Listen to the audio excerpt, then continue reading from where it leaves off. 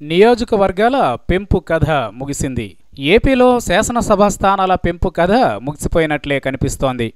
ప్రస్తుతమున్న పరిస్థితుల్లో అసెంబ్లీ స్థానాల పెంపు అనేది దాదాపు అసాధ్యమేనని తేలిపోయింది. ఇదే విషయాన్ని సీఎం చంద్రబాబు పార్టీ శాసనసభ పక్ష సమావేశంలో పరోక్షంగా వెల్లడించారు. ఈ విషయమై కేంద్రంపై ఒత్తిడి తెచ్చే సీన్ కూడా సీఎం చంద్రబాబుకు ఇప్పుడు లేదనే చెప్పాలి.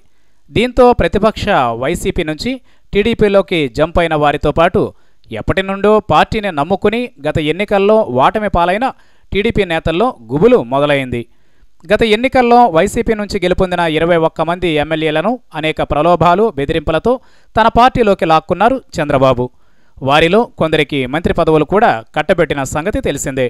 అయితే వైసీపీ నేతల చేరికపై ఆయా అసెంబ్లీ స్థానాల తెలుగుదేశం పార్టీ నేతలు గత ఎన్నికల్లో పోటీ చేసి ఓడిపోయిన అభ్యర్థులు తీవ్ర అసంతృప్తి వెలిబుచ్చారు. వచ్చే ఎన్నికల నాటికి అసెంబ్లీ స్థానాల సంఖ్య పెంచుతామని, అప్పుడు ఇరువురికి చెరో స్థానం కేటాయిస్తామని అసంతృప్తులను బాబు బుజ్జగించారు.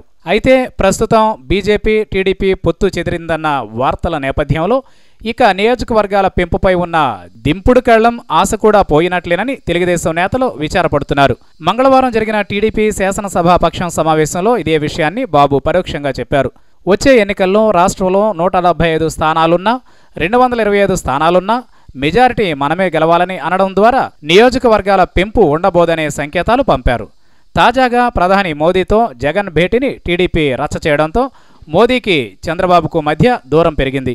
అసలు వీరిరువురి పొత్తు ఎన్ని రోజులుంటుందో కూడా చెప్పలేని పరిస్థితి.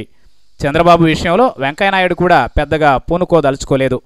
ఈ నేపథ్యంలో నియోజకవర్గాల పెంపు అంశం ప్రత్యేక హోదాలాగా మరో ముగిసిన అధ్యాయమేనని రాజకీయ వర్గాల భోగట్ట.